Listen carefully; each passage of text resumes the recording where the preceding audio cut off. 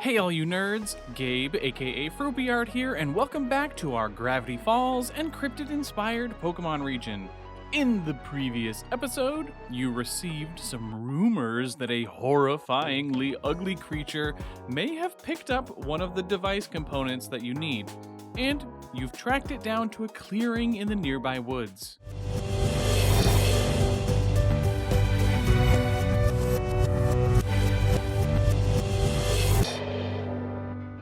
Oh man, you guys. What if this is another weird Ultra Beast like we ran into at the fair? Maybe I should know this, but what exactly is an Ultra Beast? It's basically like if a Pokemon was from another universe, so it's all like funky and messed up and stuff. There were a bunch of instances of Ultra wormholes opening up in the Alola region and letting Ultra Beasts through, but some people suspect that part of what makes the Hoenn region so bizarre is some connection to Ultra wormholes and Ultra Beasts. That's what the professor is researching. When he actually does research and isn't just giving tours of fake experiments. But this ugly creature thing could be an Ultra Beast? Who knows, dude? But whatever it is, the tracks end up there. Ready? You follow Cordelia's lead and jump into the wooded thicket. Inside, you do not find an Ultra Beast, but instead there is just an unfortunate-looking man. Wow! What are you doing here? Oh no! Dudes! It's so ugly! Avert your gaze! What kind of hideous creature is that? Oh, barf! It's just so...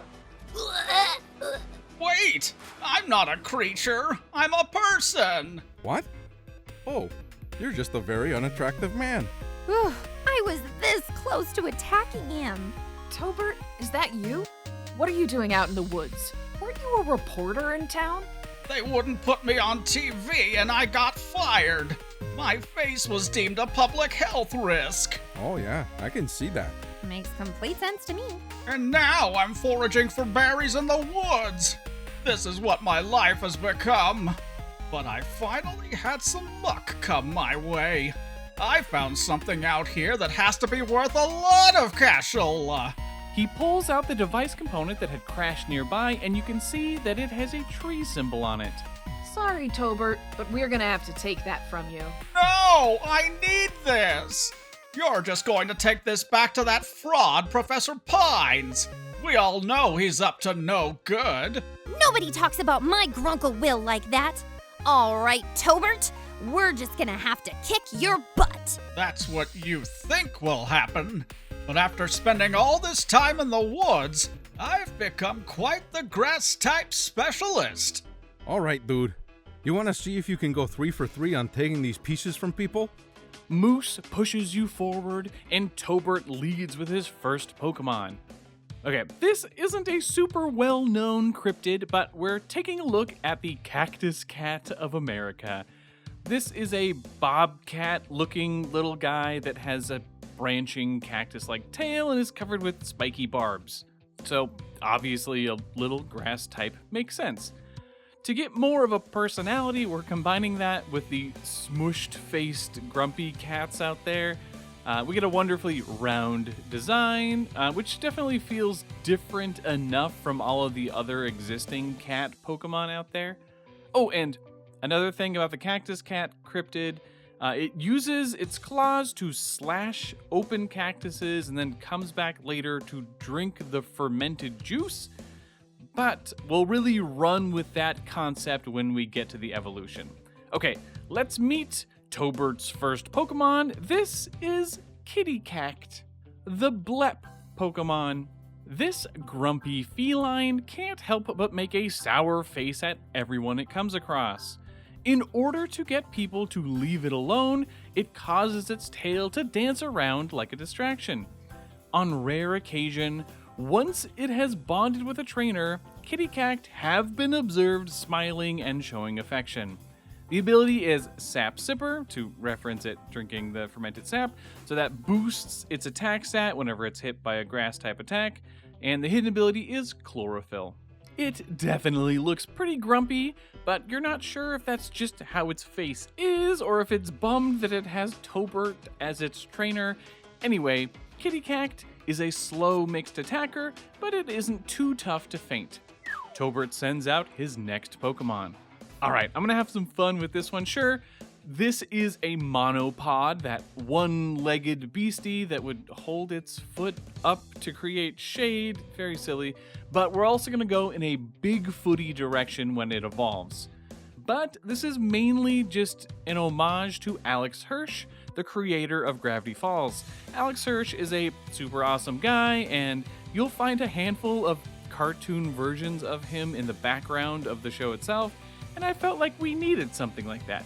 So, our little monopod gets Alex's cartoony goatee, wild poofy hair, and the eye bags of a perpetually working creator. That's coming from one artist who works too much to another. And the red plaid shirt that he wore nonstop during the creation of Gravity Falls is referenced by the bark pattern. It's pretty fun.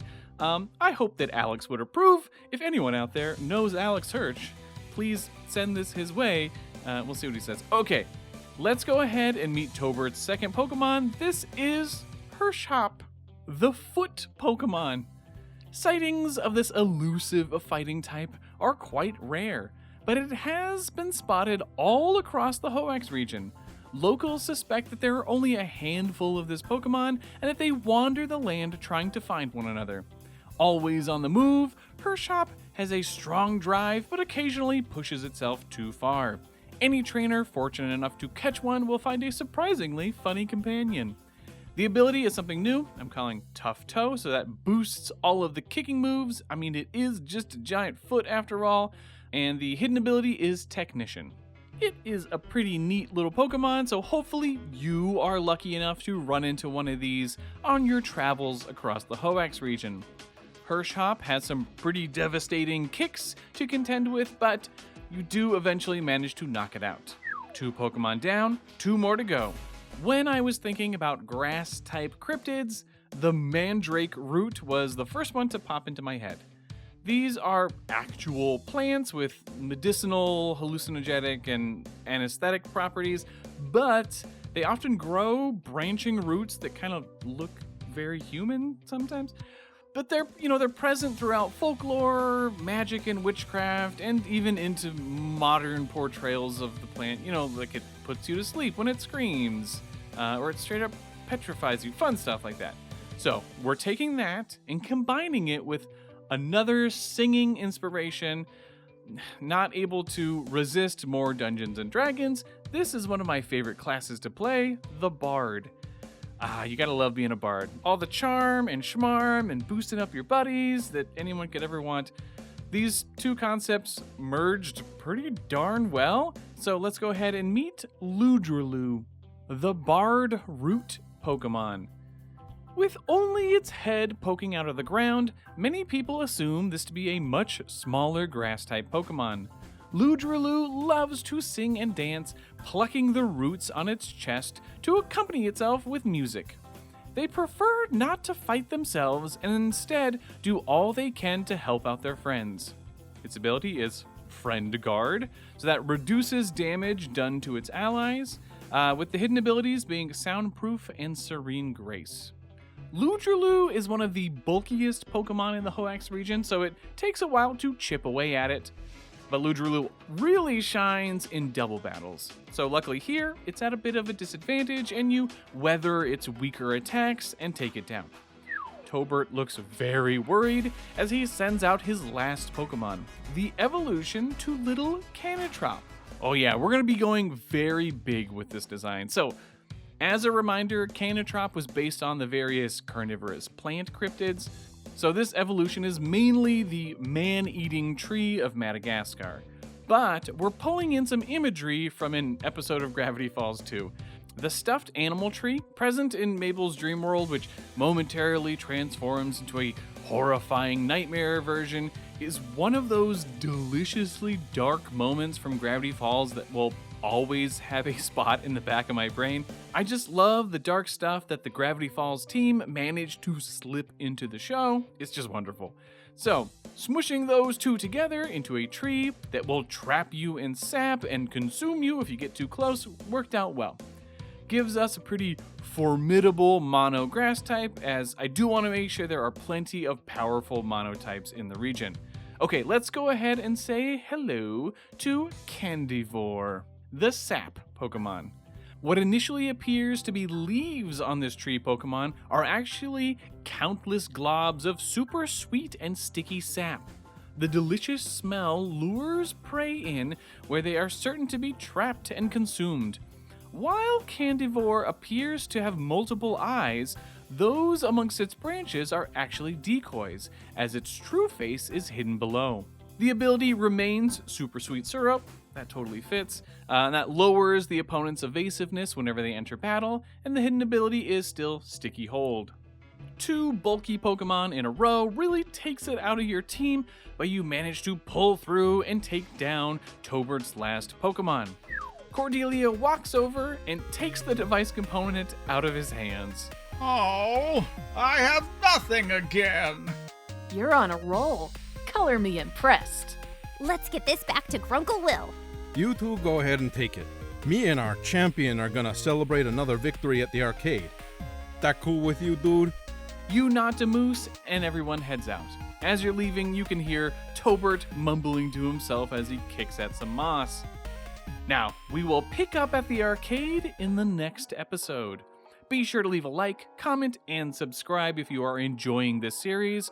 There is a new puzzle added to the Discord server, so check out the video description for details on how to join the journal deciphering fun if you have not done that already. Alright, I will catch you in the next one. Later, nerds.